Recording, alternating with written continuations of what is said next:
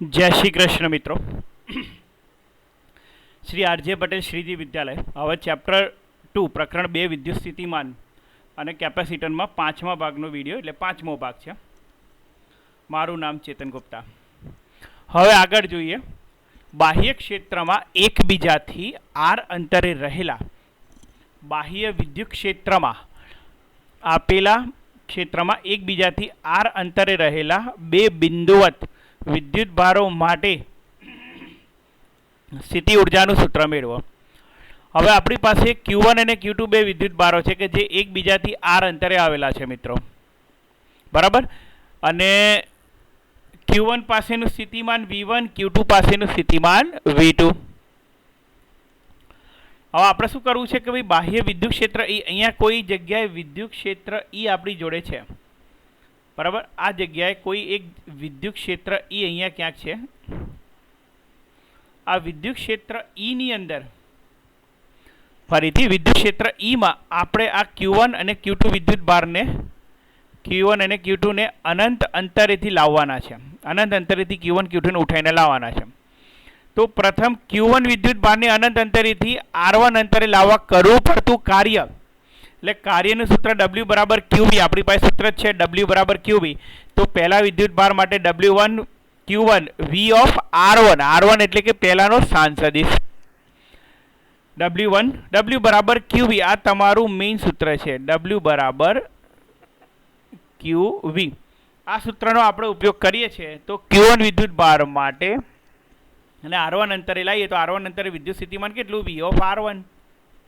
એવી રીતે Q2 विद्युत भार ने अनंत अंतरेथी स्रोत विद्युत भार अने Q1 विद्युत भार थी मळता क्षेत्रनी विरुद्ध गति करवा माटे करवुं पड़तुं कार्य।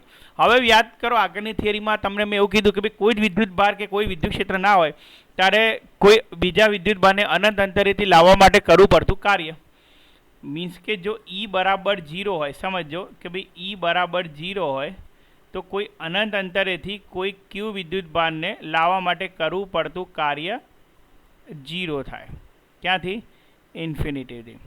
पण आ वखते E is not equals to 0 એટલે કે સ્થિતિમાન છે એટલે મેં અહીંયા સ્થિતિમાન લઈ લીધું V ઓફ R1 અને Q2 વિદ્યુત ભારને અનંત અંતરેથી હવે આ Q2 વિદ્યુત ભારને લાવી એટલે વિદ્યુત ક્ષેત્ર બી નડે અને વિદ્યુત સ્થિતિમાન બી નડે અને આ Q1 વિદ્યુત ભાર બી નડશે। એટલે શું થાય तो Q2 विद्युत भार ने अनंत अंतरेथी स्रोत विद्युत भार अने Q1 विद्युत भार बराबर जे उद्गम विद्युत भार है ए अने Q1 विद्युत भार थी मळता क्षेत्रनी विरुद्ध गति करावा करवुं पड़तुं कार्य W2 बराबर Q2 V ऑफ R2 એટલે R2 अंतरे स्थितिमान V ऑफ R2 એટલે Q1 V of R1 Q2 V of R2। હવે Q1 विद्युत भारना विरुद्धमां लागता बंधથી Q2 पर थतुं कार्य। હવે આ તો જે તમને મળ્યું વિદ્યુત સ્થિતિમાનને કારણે મળ્યું, પણ વિદ્યુત Q1 વિદ્યુત ભારના વિરુદ્ધમાં જે કાર્ય કરે છે એના કારણે મળતું બળ તો જોઈએ ને, બરાબર। એટલે Q2 પર થતું કાર્ય એટલે કે આ બીજું કાર્ય આપણે લીધું W3, હું આને W3 નામ આપી દઉં। W3 બરાબર K Q1 Q2 upon R12 જ્યાં R12 એ Q1 અને Q2 વચ્ચેનું અંતર। હવે તંત્રની કુલ સ્થિતિ ઊર્જા બરાબર વિદ્યુત ભારોના તંત્રની ગોઠવણ પર કરવા પડતું કાર્ય કરવું પડતું કાર્ય એટલે કે કુલ ઊર્જા W બરાબર U બરાબર અહીંયા આપણે લખી શકીએ W1 W2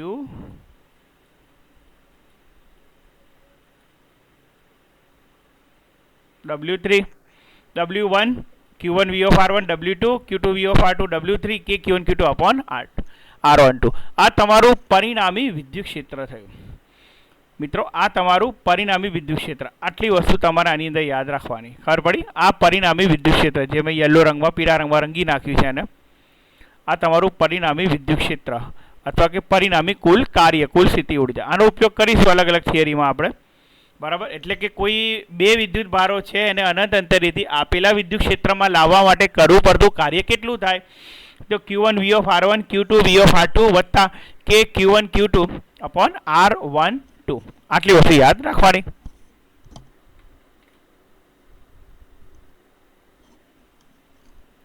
બરાબર। ચાલો નેક્સ્ટ થિયરી ઉપર જઈએ। नियमित विद्युत ક્ષેત્રમાં મૂકેલી ડાયપોલની સ્થિતિ ઉર્જાનું સૂત્ર મેળવો. નિયમિત, મોસ્ટ ઇમ્પોર્ટન્ટ થિયરી કહી શકો આને, કે નિયમિત વિદ્યુત ક્ષેત્ર. યાદ રાખજો, ઇમ્પોર્ટન્ટ થિયરી છે. નિયમિત વિદ્યુત ક્ષેત્રમાં મૂકેલી ડાયપોલની સ્થિતિ ઉર્જાનું સૂત્ર મેળવો. હવે આકૃતિમાં -q અને +q, ડાયપોલ એટલે કે બે પરસ્પર વિજાતીય વિદ્યુત ભારોનું તંત્ર, +q અને -q, વિદ્યુત ભારવાળી ડાયપોલને સમાન વિદ્યુત ક્ષેત્ર E માં મૂકેલી છે અને ડાયપોલની લંબાઈ 2a છે. એટલે આ તમારું વિદ્યુત ક્ષેત્ર E આપી દીધું છે મિત્રો. અને -q અને +q વિદ્યુત ભાર, એટલે આ એક ડાયપોલ અહીંયા આપી દીધી છે આપણને. બરાબર, આ એક ડાયપોલ છે. હવે આ ડાયપોલ ઉપર ડાયપોલની લંબાઈ આપણને આપી દીધી છે 2a. આખી લંબાઈ એની 2a છે, x અક્ષની દિશામાં આપણે ગોઠવેલી છે. હવે આ ડાયપોલને આ રીતે વિદ્યુત ક્ષેત્રમાં મૂકી એટલે ડાયપોલ ઉપર ટોર્ક લાગે ને બધું આગળ આપણે જોઈ ગયા. બરાબર, ધન વિદ્યુત ભાર ઉપર બળ લાગે અને -q વિદ્યુત ભાર ઉપર, કારણ કે વિદ્યુત ક્ષેત્રની દિશા હંમેશા ધનથી ઋણ, એટલે આ બાજુ બધું ધન જ હોય અને આ બાજુ ઋણ વિદ્યુત ભાર હોય. એટલે ધનથી ઋણ, એટલે ઋણ વિદ્યુત ભાર આને આ દિશામાં ખેંચે. બરાબર, અને ધન વિદ્યુત ભાર આ દિશામાં. આ તો આગળ જોઈ ગયા, ખાલી જસ્ટ સેટ તમારું રિવિઝન તમને યાદ કરાવું. આવું કંઈક ક્યાં જોઈ ગયા હતા. આ QE +QE, આ -QE. બરાબર. હવે વિદ્યુત ક્ષેત્ર સાથે ડાયપોલ મોમેન્ટ થીટા ખૂણો બનાવે તે રીતે મૂકેલી છે. જો ખૂણો થીટા બનાવે છે, -q અને +q વિદ્યુત ભાર ઉપર +QE અને -QE જેટલા સમાન મૂલ્યના અને પરસ્પર વિરુદ્ધ દિશામાં બળો લાગે છે. -q અને +q વિદ્યુત ભાર ઉપર +QE અને -QE જેટલા સમાન મૂલ્યના પરસ્પર વિરુદ્ધ દિશામાં બળો લાગે છે. આ ડાયપોલ ઉપર લાગતા બળો બળ યુગ્મ રચે છે. કઈ રીતે બળ યુગ્મ રચે? તો -q +q પરસ્પર વિરુદ્ધ દિશાના બળો સમાન મૂલ્યના અને વિરુદ્ધ દિશાના બળો હંમેશા બળ યુગ્મ રચે, એટલે બળ યુગ્મ રચે છે. આ ડાયપોલ પર લાગતા બળો બળ યુગ્મ રચે જેથી ડાયપોલ ટોર્ક અનુભવે છે. એટલે ટોર્ક મળે, ટોર્ક ટાઉ બરાબર P × E, P બરાબર 2aq. આટલી વસ્તુ તો ખબર જ છે આપણને. બરાબર. હવે P અને E ને સમાંતર કે પ્રતિ સમાંતર સિવાયની સ્થિતિમાં ટોર્ક ડાયપોલને ભ્રમણ કરાવવાનો પ્રયત્ન કરે. સમાંતર અને પ્રતિ સમાંતર ના હોય, એનો મતલબ કે આ જે ડાયપોલ છે એ x અક્ષ ઉપર ના મૂકેલી હોય, તો આવી સ્થિતિમાં આ બળને કારણે શું થાય? આખી આ ડાયપોલ પરિભ્રમણ કરે. એટલે આ નીચે તરફ, આ ભાગ ઉપર તરફ, આ રીતે ગતિ કરાવવાનો પ્રયત્ન થાય. ડાયપોલ ઉપર ટોર્ક લાગતા ધારો કે ડાયપોલ સૂક્ષ્મ ખૂણા ડેલ્ટા થીટા બરાબર θ1 - θ0 જેટલું ભ્રમણ કરે છે. એટલે ટૂંકમાં ડેલ્ટા થીટા જેટલું ભ્રમણ કરે. બહુ સૂક્ષ્મ ભ્રમણ, થીટાની જગ્યાએ ડેલ્ટા થીટા. તો કાર્ય W બરાબર ટાઉ ડેલ્ટા થીટા. આ ક્યાંથી લાયા? તો કાર્ય W બરાબર F ડેલ્ટા x. તો યાદ આવે તો બળ ગુણ્યા સ્થાનાંતર. બળની જગ્યાએ ચાક ગતિમાં ટોર્ક, સ્થાનાંતરની જગ્યાએ કોણીય સ્થાનાંતર, એટલે ટાઉ ડેલ્ટા થીટા અથવા તો tau delta theta, tau D theta. Tau બરાબર PE sin થીટા, ડેલ્ટા થીટાની જગ્યાએ ડી થીટા, એટલે કે ડેલ્ટા W બરાબર PE sin theta D theta. હવે θ0 થી θ1 જેટલા ભ્રમણ દરમિયાન થતું કાર્ય, એટલે કે ડેલ્ટા W ને આપણે DW લખીએ. બરાબર, ડેલ્ટા જે W છે એની જગ્યાએ આપણે DW લખીએ. અને W બરાબર શું થાય? તો સંકલન ઓફ DW. એટલે W આપણને કેવી રીતે મળ્યા? પેલાનું સંકલન કરો, ક્યાંથી ક્યાં સુધી? તો ભાઈ θ0 આપણને પહેલી લિમિટ આપેલી છે, θ0 થી θ, PE sin θ d θ. હવે PE અચળ સાઇનનું સંકલન માઇનસ cos θ, θ0 થી θ1, એટલે W બરાબર -PE cos θ0 માઇનસ cos θ1. ફરીથી W બરાબર PE cos θ0 માઇનસ cos θ1. હવે આ કાર્ય ડાયપોલની સ્થિતિ ઉર્જા સ્વરૂપે સંગ્રહ પામે છે. PE cos θ0 માઇનસ θ1 ડાયપોલની સ્થિતિ ઉર્જા સ્વરૂપે સંગ્રહ પામે છે. બરાબર, એટલે આ સ્થિતિ ઉર્જાનું સૂત્ર થઈ ગયું. ડાયપોલની સ્થિતિ ઉર્જા W બરાબર PE cos θ0 માઇનસ θ1.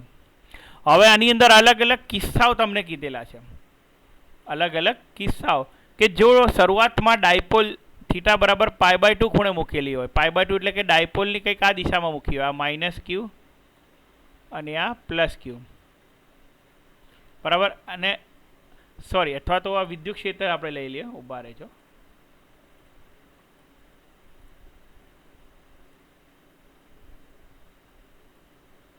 આ તમારું વિદ્યુત ક્ષેત્ર છે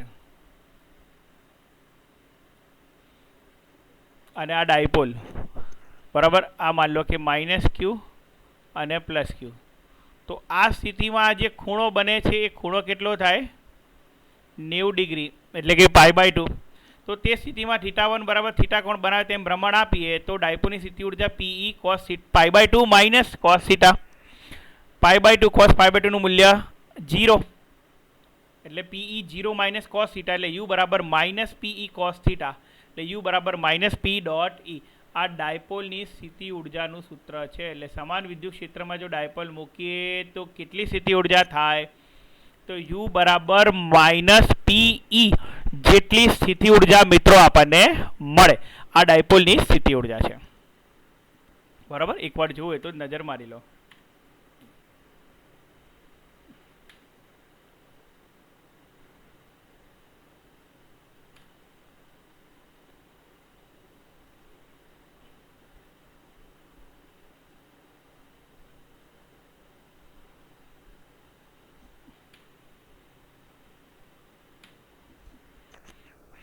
હવે આ જે ડાયપોલની સ્થિતિ ઉર્જા મેળવી એના અલગ અલગ કિસ્સાઓ છે, અને આપણે અલગ સ્થિતિમાં લખીએ કે ભાઈ સમાન વિદ્યુત ક્ષેત્રમાં મૂકેલ ડાયપોલની સ્થાયી સમતોલન, અસ્થાયી સમતોલન અને મહત્તમ અસમતોલનની સ્થિતિ સમજાવો. સમાન વિદ્યુત ક્ષેત્રમાં મૂકેલ ડાયપોલની સ્થાયી સમતોલન, અસ્થાયી સમતોલન અને મહત્તમ અસમતોલનની સ્થિતિ સમજાવો. સમાન વિદ્યુત ક્ષેત્રમાં મૂકેલ ડાયપોલની સ્થિતિ ઉર્જા u બરાબર -P.E -Pe cos θ. સમાન વિદ્યુત ક્ષેત્રમાં મૂકેલ ડાયપોલની સ્થિતિ ઉર્જા u બરાબર -P.E -Pe cos θ. આપણે જોઈ ગયા P અને E વચ્ચેનો ખૂણો છે θ. હવે P અને E સમાંતર હોય એટલે કે બંને વચ્ચેનો ખૂણો 0 ડિગ્રી હોય તો u બરાબર cos 0 નું મૂલ્ય કેટલું થાય? તો તમે cos 0 કરો તો cos 0 નું મૂલ્ય થઈ જાય 1, એટલે u બરાબર -Pe જે ડાયપોલની સ્થાયી સમતોલન સ્થિતિ છે. u બરાબર -Pe જે ડાયપોલની સ્થાયી સમતોલન સ્થિતિ છે. જો P સમાંતર -E હોય એટલે કે θ બરાબર 180 તો cos 180 નું મૂલ્ય કેટલું થાય? -1, તો આ પ્લસ થઈ જાય.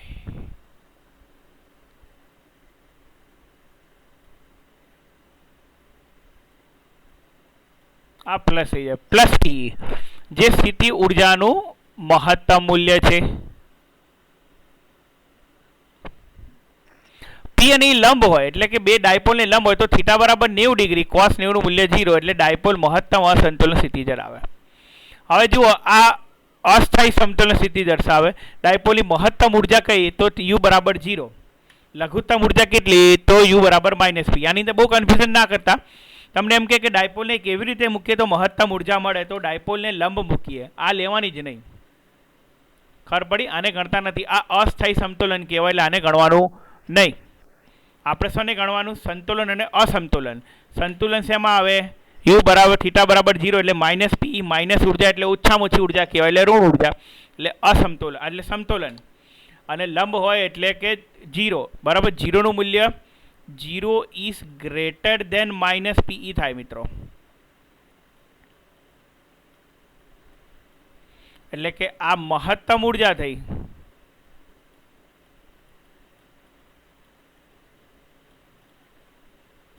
અને આ લઘુત્તમ.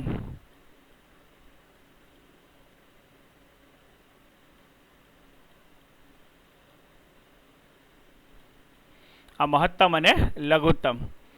બીજું આને ગણતા નથી કારણ કે આ અસ્થાયી સંતુલનમાં છે. ડાયપોલ અસ્થાયી સંતુલનમાં આવી જાય છે, બરાબર. એટલે 1 2 3 લખવાનું ખરું થિયરીની અંદર, પણ તમને જ્યારે કોઈ MCQમાં પૂછે મહત્તમ અને લઘુત્તમ તો મહત્તમ એટલે 0, લઘુત્તમ એટલે -p, થીટા બરાબર 0 અને થીટા બરાબર 90 ડિગ્રી. આટલી જ વસ્તુ કરવાની, બીજું વધારાની અમે તમારે માથાકૂટ કરવાની નહીં. બરાબર. આ ડાયપોલની સ્થિતિ ઉર્જા થઈ ગઈ. હવે આગળના નેક્સ્ટ ક્વેશ્ચનમાં જઈએ કે બે વિદ્યુત ભારોના તંત્રની સ્થિતિ ઉર્જાના સૂત્ર પરથી આપણે આ સૂત્ર લખ્યું. બે વિદ્યુત ભાર સ્થિતિ ઉર્જા યુ થીટા અથવા યુ ક્યુ, થીટા લખો, યુ ક્યુ લખો, જે લખવું હોય.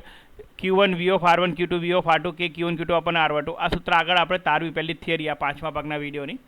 આમાં ડાયપોલ માટે Q1 બરાબર +Q અને Q2 બરાબર -Q અને તેમના સ્થાન સદિશ R1 R2 છે. તો આવી સ્થિતિમાં સૂત્ર પરથી બાહ્ય ક્ષેત્રમાં ડાયપોલની સ્થિતિ ઉર્જા. હવે આવા ક્ષેત્રમાં ડાયપોલ હોય તો શું થાય?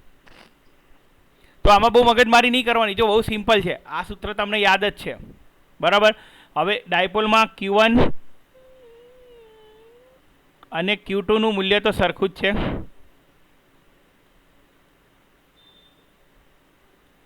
પરંતુ Q2 કેવું છે?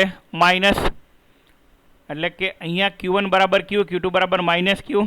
Q કોમન કાઢી લીધા, V of R1 - V of R2, પાછું K Q1 Q2 એટલે માઇનસ.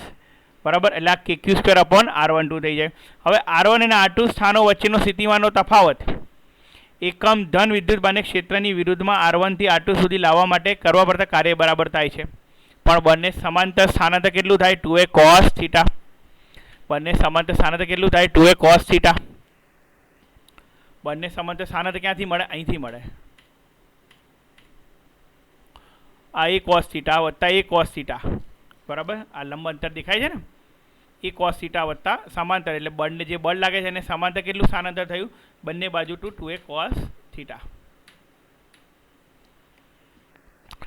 એટલે કે R2 થી R1 સુધી લાવવા માટે કરવું પડતા કાર્ય બરાબર છે અને બંને સમાંતર સ્થાનાંતર 2a cos θ.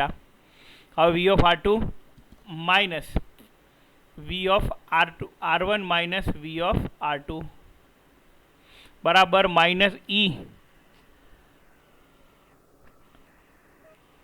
Dot 2a cos θ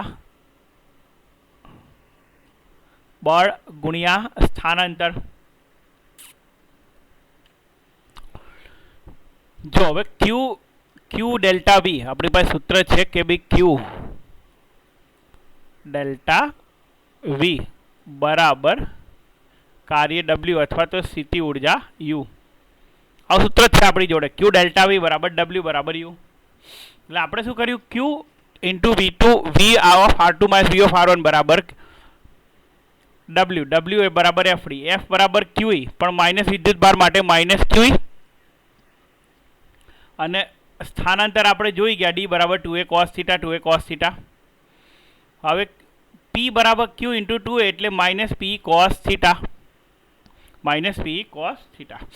હવે પાછળ જે સમીકરણ આપણે જોયું એની અંદર U ડેશ D નું સૂત્ર આવું કંઈક આપણે મળી હતું. આ U dash Q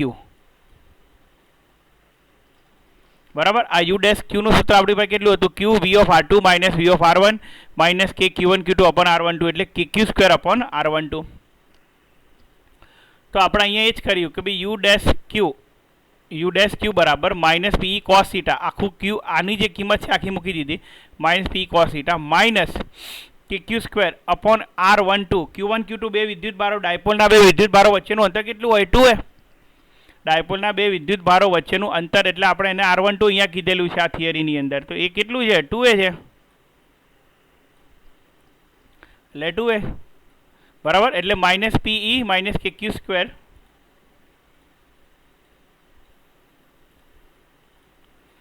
upon 2a. હવે ડાયપોલ U θ અને U θ ડેશ માત્ર એક અચળાંક જેટલું જુદું પડે છે. શું કહે છે આ લોકો? એક અચળાંક જેટલું જુદું પડે છે. કેમ કે પેલું Q1 Q2 ને અહીંયા +Q -Q અલગ છે. એટલે +Q ને -Q ને બાહ્ય વિદ્યુત ક્ષેત્રમાં ની વિરુદ્ધમાં લાવવા માટેનું કાર્ય સમાન અને વિરુદ્ધ છે, તેથી નાબૂદ થાય. બરાબર. ડાયપોલ U θ અને U θ ડેશ માત્ર એક અચળાંક જેટલું જ જુદું પડે છે. P dot E KQ² upon 2a અને +Q ને -Q ને બાહ્ય વિદ્યુત ક્ષેત્રની વિરુદ્ધમાં લાવવા માટે કરવું પડતું કાર્ય સમાન અને વિરુદ્ધ છે, તેથી તે બી નાબૂદ થાય. બરાબર. હવે એ સમજાવવા માટે એક ઉદાહરણ લીધેલું છે કે ભાઈ θ0 બરાબર જો π/2 હોય, 90 ડિગ્રી પર રાખેલું હોય તો cos θ બરાબર 0 થઈ જાય. એટલે ક્યુ વી ઓફ R1 માં વી ઓફ R2 બરાબર 0, એટલે સમીકરણ નંબર જે આગળ મેળવ્યું એના બીજા પદને અવગણીએ તો યુ ઓફ થીટા બરાબર માઇનસ પી ડોટ ઈ મળે, જે યુ બરાબર માઇનસ પી ડોટ ઈ જેવું આપણને મળશે. બરાબર. સારું, નેક્સ્ટ ક્વેશ્ચન ઉપર જઈએ. મોસ્ટ ઇમ્પોર્ટન્ટ કન્સેપ્ટ કહેવાય કે ધાતુઓમાં સ્થિર વિદ્યુતશાસ્ત્ર સમજાવો અને બાહ્ય વિદ્યુત ક્ષેત્રમાં ધાતુઓને મુક્ત થતી અસર સમજાવો. કોઈ એક સમાન વિદ્યુત ક્ષેત્ર છે, બાહ્ય વિદ્યુત ક્ષેત્રમાં ધાતુને કેવી મૂકીએ તો શું થાય એ આપણે સમજવાનું છે. હું એક સિમ્પલ સ્ક્રીન લઈને હું તમને સમજાવું છું કે કઈ રીતે આખી પોઝિશન થાય. આ એક ધાતુની સપાટી છે, આને ધારો કે વિદ્યુત ક્ષેત્રમાં આપણે મૂકી દઈએ. પહેલાં આપણે આપણી રીતે સમજીએ, પછી પેલી થિયરી ઉપર જઈએ. હવે વિદ્યુત ક્ષેત્ર હંમેશા ધનથી ઋણ હોય, ધનથી ઋણ વિદ્યુત ક્ષેત્ર માટે.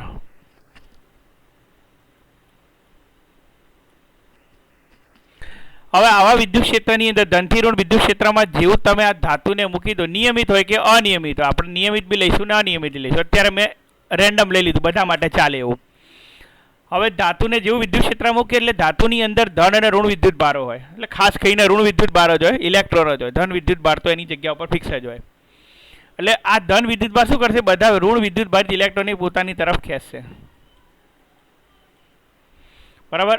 હવે આ ઇલેક્ટ્રોન આવ્યા ક્યાંથી, તો આ બીજા છેડા પરથી આવ્યા, એટલે જે બાજુ ઋણ છે એ બાજુ ધન પ્રેરિત થાય.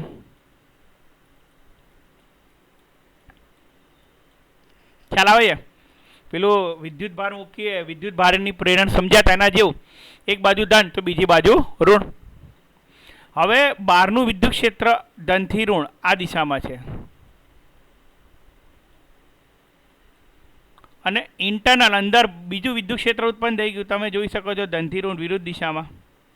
એ બાહ્ય વિદ્યુત ક્ષેત્રની વિરુદ્ધ દિશામાં છે. એ બાહ્ય વિદ્યુત ક્ષેત્રની વિરુદ્ધ દિશામાં છે. હવે આ બંને વિદ્યુત ક્ષેત્રો પરસ્પર વિરુદ્ધ દિશામાં છે. હવે થાય શું કે શરૂઆતમાં તો ઈ ઇઝ ગ્રેટર દેન, તમારું ઈ જે છે is greater than E in હોય. શરૂઆતમાં ઈનું મૂલ્ય ગ્રેટર દેન હોય ઈ ઇન કરતા, પણ ધીમે ધીમે જેમ જેમ અહીંયા ઋણ વિદ્યુત ભારો વધતા જાય તેમ તેમ ઈ ઇન જે છે એ સ્ટ્રોંગ બનતું જાય. એક સમય એવો આવે કે ભાઈ ઈ બરાબર ઈ ઇન થઈ ગયા.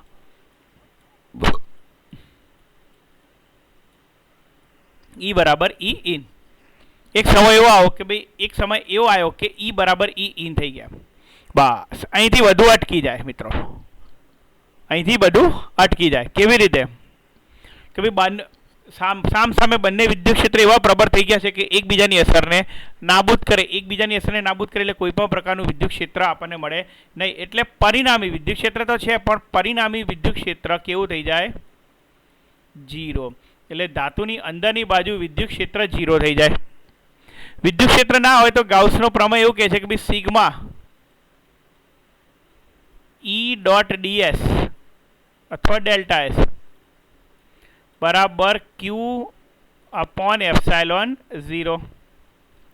આ સૂત્ર પ્રમાણે જો ઈ 0 હોય તો આ પણ 0 થઈ જાય, એટલે અંદરની બાજુ કોઈ પણ વિદ્યુત ભાર મળે નહીં. એટલે બધા વિદ્યુત ભાર ક્યાં આવી જાય, સપાટી ઉપર. અને વિદ્યુત ભાર ગતિમાં ના હોય, બધા વિદ્યુત ભાર કેવા હોય, સ્થિર. કારણ કે સ્થિર ના હોય તો વિદ્યુત ભાર ગતિ કરતા હોય તો શું થાય, પ્રવાહ રચાય. પ્રવાહ રચાય તો આપણો કન્સેપ્ટ ખોટો, કોઈ પણ કાર્ય વગર આપણને પ્રવાહ મળી શકે નહીં. બરાબર.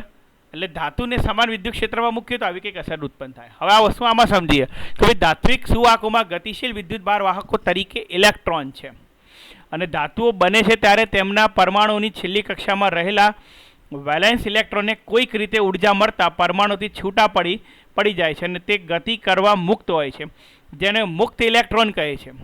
આ મુક્ત ઇલેક્ટ્રોન માત્ર પિતૃ પરમાણુમાંથી મુક્ત થાય છે, પણ ધાતુઓથી મુક્ત થતા નથી. ધાતુઓ ટૂંકમાં મુક્ત ઇલેક્ટ્રોન ધરાવે છે, તેથી ધાતુમાં ઇલેક્ટ્રોન વાયુ જેવી રચના થાય છે. ઇલેક્ટ્રોન વાયુ, ઇલેક્ટ્રોન છે પણ વાયુ, એને ઇલેક્ટ્રોન વાયુ પણ કહી શકાય. હવે મુક્ત થયેલા ઇલેક્ટ્રોન જુદી જુદી દિશાઓમાં અસ્તવ્યસ્ત ગતિ કરતા હોય છે, અને એકબીજા ઇલેક્ટ્રોન અને આયનો સાથે અથડાય છે. હવે ધાતુઓને બાહ્ય વિદ્યુત ક્ષેત્રમાં મુક્ત ઇલેક્ટ્રોન પર વિદ્યુત ક્ષેત્રની વિરુદ્ધ દિશામાં બળ લગાડવાથી, જો આ વિદ્યુત ક્ષેત્રમાં મૂકી દીધું તો વિદ્યુત ક્ષેત્રની દિશા ધનથી ઋણ, તો આ વિદ્યુત ક્ષેત્ર શું કરે, એક બળ લગાડે, ઈ જેટલું બળ લગાડે વિદ્યુત ક્ષેત્ર, પહેલા ચેપ્ટર પ્રમાણે ઈ જેટલું બળ લાગે. આ ઈ બળની અસર હેઠળ ઋણ વિદ્યુત ભાર ધન તરફ, ધન વિદ્યુત ભાર ઋણ તરફ, એટલે કે વિદ્યુત ક્ષેત્રની વિરુદ્ધ દિશામાં વિદ્યુત ભારો ગતિ કરે.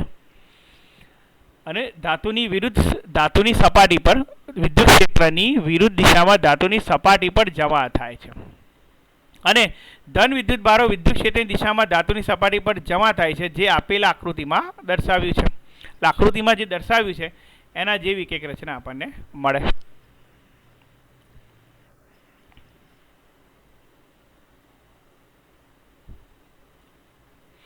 ધાતુની સપાટી પર ધન અને ઋણ વિદ્યુત ભારો જમા થવાથી બાહ્ય વિદ્યુત ક્ષેત્રની વિરુદ્ધ દિશામાં પ્રેરિત વિદ્યુત ક્ષેત્ર ઉત્પન્ન થાય છે.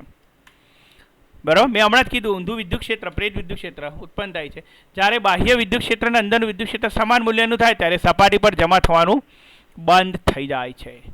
સપાટી પર જમા થવાનું બંધ થઈ જાય છે અને પરિણામી વિદ્યુત ક્ષેત્ર શૂન્ય થઈ જાય છે. બરાબર, હવે આના પછી શું અસર થાય છે એ આપણે આના પછીની થિયરીમાં જોઈએ. આટલે સુધી ક્લિયર થયું આખી વસ્તુ.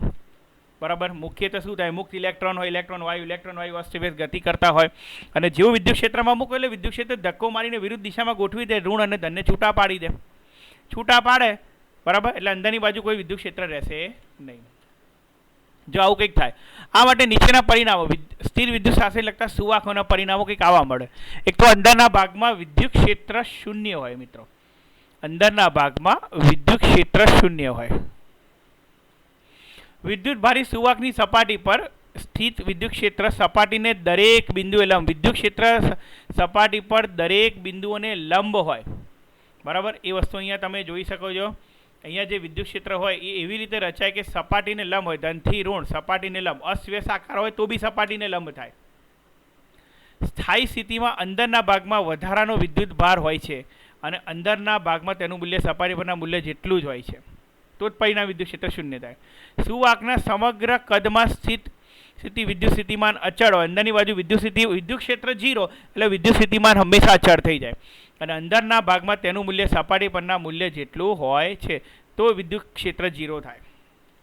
બીજું, વિદ્યુત ભારી સુવાકની સપાટી પર વિદ્યુત ક્ષેત્ર E બરાબર sigma upon epsilon 0 n caret છે, જ્યાં સિગ્મા બરાબર વિદ્યુત ભારની પૃષ્ઠ ઘનતા અને એપ્સાઇલન 0 બરાબર શૂન્યાવકાશની પરમિટિવિટી છે. n એ સપાટી પર બહારની તરફનો લંબ એકમ સદિશ છે. આ સૂત્ર પણ થિયરીમાં આપણે એક દાખલામાં મેળવીશું. E બરાબર સિગ્મા અપોન એપ્સાઇલન 0. કોઈ પણ સપાટી પર મળતું વિદ્યુત ક્ષેત્ર E બરાબર સિગ્મા અપોન એપ્સાઇલન 0. કોઈ પણ સુવાકની બખોલની અંદરના ભાગમાં વિદ્યુત ક્ષેત્ર શૂન્ય હોય છે, એટલે કે તેને ઇલેક્ટ્રોસ્ટેટિક શિલ્ડિંગ કહેવાય છે. આ ઇલેક્ટ્રોસ્ટેટિક શિલ્ડિંગનો થોડો કન્સેપ્ટ આપણે ફરીથી એકવાર સમજીએ. આ એક વાહક છે અને આ એક બખોલ છે. એને વિદ્યુત ક્ષેત્રમાં મૂકી દઈએ તો વિદ્યુત ક્ષેત્ર મૂકવાને કારણે આ બાજુ બધો ઋણ વિદ્યુત ભાર અને આ બાજુ બધો ધન વિદ્યુત ભાર ભેગો થાય. એટલે અંદરની બાજુ બખોલમાં વિદ્યુત ક્ષેત્ર શૂન્ય થાય. તેને કહેવાય છે ઇલેક્ટ્રોસ્ટેટિક શિલ્ડિંગ. શિલ્ડ એટલે કવચ. એક સરસ ઉદાહરણ છે કે ભાઈ તમે કારમાં બેઠા છો, ધાતુની કાર છે, મેટલ કાર છે, સરસ કાર છે, સરસ રીતે જઈ રહ્યા છો. અચાનક જ વાદળછાયું વાતાવરણ થયું એટલે વીજળીના ચમકારા શરૂ થયા અને વીજળી પડવાની શરૂઆત થઈ આજુબાજુ. બરાબર, અને તમે ડરી ગયા. હવે તમે શું કરશો? કારમાંથી નીકળીને ભાગી જશો કે મિત્રો કારમાં જ બેસી રહેશો? હા, તો તમે કારમાં જ બેસી રહેશો, કારમાંથી નીકળી ભાગી જવાનું નથી, નહીં તો ઇલેક્ટ્રોસ્ટેટિક શિલ્ડિંગની પ્રોબ્લેમ થાય. બરાબર, જેવી વીજળી આવે, આ માન લો કે તમારી કાર છે અને જેવી વીજળી નીચે તરફ ગતિ કરે એટલે વીજળી એટલે વિદ્યુત ક્ષેત્ર આવે એટલે ધન અને ઋણ વિદ્યુત ભારનું ક્ષેત્ર, ધન ઋણ અને ધન વિદ્યુત ભારનું એવું ક્ષેત્ર રચાય કે અંદરની બાજુએ શિલ્ડમાં કોઈ પણ જાતનું વિદ્યુત ક્ષેત્ર મળે નહીં. એટલે તમને કોઈ નુકસાન ના થાય. ગમે તેટલી ભયંકર વીજળી હોય, વીજળી જનરલી 5 કરોડ વોલ્ટ સુધીની રેન્જમાં હોય, 5 કરોડ વોલ્ટ, 10 કરોડ વોલ્ટ, અને ખતરનાક વીજળી હોય. બરાબર, આખા લીલા ઝાડને બાળી નાખેલી જબરજસ્ત તાકાતવાળી વીજળી હોય, છતાં પણ તમને મિત્રો કોઈ અસર થાય નહીં. કેમ? કારણ કે અંદરની ભાગે કોઈ પણ પ્રકારનું શિલ્ડ આપણને મળે નહીં, અને ઇલેક્ટ્રોસ્ટેટિક શિલ્ડિંગ કહેવાય. એને શું કહેવાય? Electrostatic shielding. બરાબર. આમ કોઈ પણ સુવાકની બખોલની અંદરના ભાગમાં વિદ્યુત ક્ષેત્ર શૂન્ય, એટલે કે જેને આપણે કહીએ છીએ ઇલેક્ટ્રોસ્ટેટિક શિલ્ડિંગ. ક્લિયર? હવે મેં મિત્રો હમણાં તમને કીધું કે ભાઈ સુવાકની અંદરના ભાગમાં સ્થિત વિદ્યુત ક્ષેત્ર શૂન્ય હોય છે, E બરાબર 0 હોય છે. તે સમજાવો. તો જ્યારે સુવાકની સ્થાયી સ્થિતિમાં તેની અંદરના ભાગમાં કે તેની સપાટી પર કોઈ વિદ્યુત પ્રવાહ ન હોય ત્યારે સુવાકની અંદર, બરાબર, અંદર તેની અંદરના ભાગમાં વિદ્યુત ક્ષેત્ર શૂન્ય હોય છે. સુવાકમાં મુક્ત ઇલેક્ટ્રોન હોય છે. સુવાકને વિદ્યુત ક્ષેત્રમાં મૂકવાથી મુક્ત ઇલેક્ટ્રોન બળ અનુભવે છે અને ઘસડાય છે. મેં હમણાં જ વાત કરી, આખી થિયરી કન્સેપ્ટ તમને આગળ કીધું. સુવાક હોય, મુક્ત ઇલેક્ટ્રોન હોય, વિદ્યુત ક્ષેત્રમાં મૂકો એટલે ઇલેક્ટ્રોન ઘસડાય. બરાબર.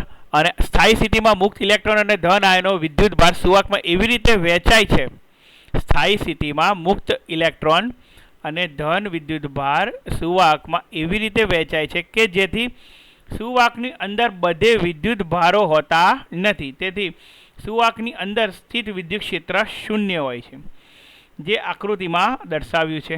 E બરાબર 0, વિદ્યુત ભાર જ ના હોય અંદર, એટલે અંદર કદ ઘનતા પણ 0, રો બરાબર 0. સ્થિતિમાન કેવું થઈ જાય? તો સ્થિતિમાન હમણાં જોઈ ગયા અચળ હોય, એટલે સ્થિતિમાન અચળ આપણને મળે. બરાબર. ચાલો, જય શ્રી કૃષ્ણ.